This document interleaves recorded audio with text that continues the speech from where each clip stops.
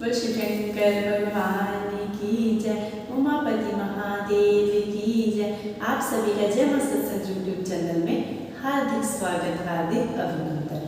आप सबको पता है हम शिव महापुराण की कथा का श्रवण कर रहे हैं। अब तक हमने 5 अध्याय का श्रवण किया और अब आज हम करेंगे 6ठे अध्याय की कथा का श्रवण।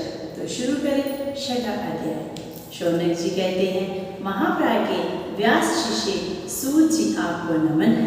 आप धन्य हैं, शिव भक्तों में श्रेष्ठ हैं। आपके महान गुण वर्णनीय हैं। अब आप कल्याण में शिव पुराण की श्रवण विधि बताए, जिससे सभी श्रोताओं को उत्तम फल की प्राप्ति हो सके। अब सूत जी कहते हैं, मुने शौनक, मैं तुम्हें संपूर्ण फल की प्राप्ति के लिए शिव पुराण के श्रवण की विधि बताता हूँ। पहले किसी ज्योतिषी को बुला करके दान मान से संतुष्ट करके अपने सहयोगी लोगों के साथ बैठकर बिना किसी विघ्न बाधा की कथा की समाप्ति होने के उद्देश्य से शुद्ध मुहूर्त का अनुसंधान कराएं और प्रयत्न पूर्वक देश देश में स्थान स्थान पर ये संदेश पहुंचाएं कि हमारे जहाँ शिव पुराण की कथा होने वाली है।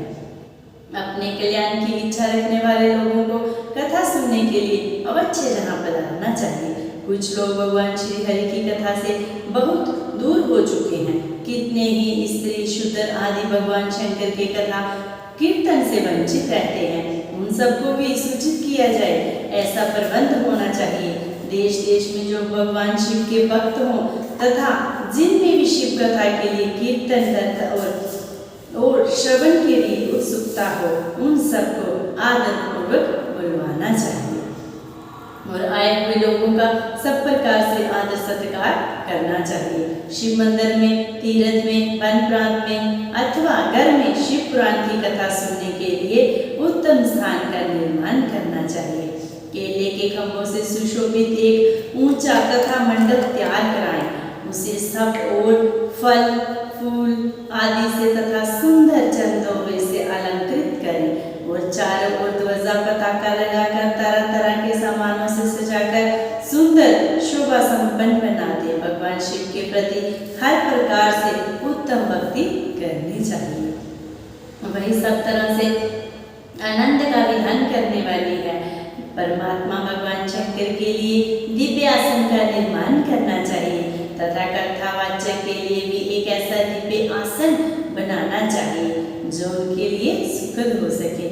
मुने नियम पूर्वक कथा सुनने वाले श्रोताओं के लिए भी तथा जो सुंदर स्थानों की व्यवस्था करनी चाहिए। अन्य लोगों के लिए साधारण स्थान ही रखना चाहिए। जिनके मुख से निकली हुई वाणी देहधारियों के लिए कामधेनु के समान अविष्ट फल देने वाली होती है। मुस्कुरान पिता विद्वान वक्ता के प्रति तुच्छ बुद्धि कभी नहीं करनी चाहिए।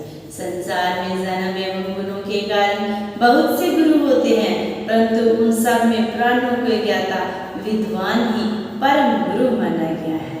पुराण वेता पवित्र तक शांत ईश्वर पर विजय पाने वाला साधु और दयालु होना चाहिए।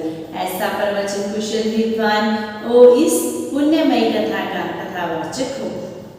सूर्योदय से आरंभ करके 3:30 पहर तक उत्तम बुद्धि वाले विद्वान पुरुष को शिव पुराण की कथा का उत्तम रीति से वाचन करना चाहिए।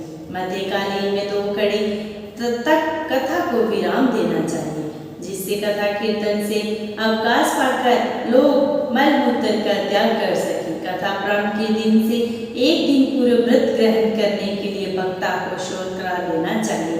जिन दिनों में कथा चल रही हो उन दोनों व्रतन कर प्रातः काल का सारा नित्य काम समय में समाप्त कर लेना चाहिए। भक्त के समीप उनकी सहायता के लिए एक दूसरा वैसा ही विद्वान स्थापित करना चाहिए। मैं विद्वान लोगों को समझाने में कुशल एवं सभी प्रकार से संशयों को निवृत्त करने में समर्थ हो।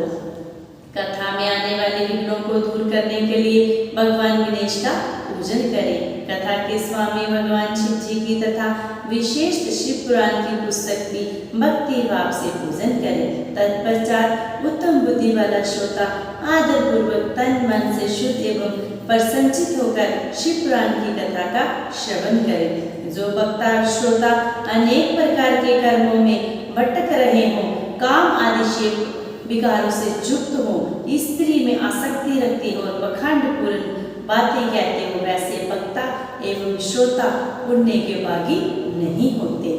जो लौकिक चिंता कथा, धन, घर एवं उत्तर आदि की चिंता को छोड़कर कथा में मन लगाए रहते हैं, उन शुद्धि बुद्धि व्यक्तियों को उत्तम फल प्राप्त होता है। जो श्रोता श्रद्धा भक्ति से युक्त होते हैं, दूसरे कर्मों में मन नहीं लगाते और मौन पवित्र एवं उद्देश्य शून्य होते हैं, वह ही पुण्य के भागी होते हैं। बोल शिव शंकर भगवान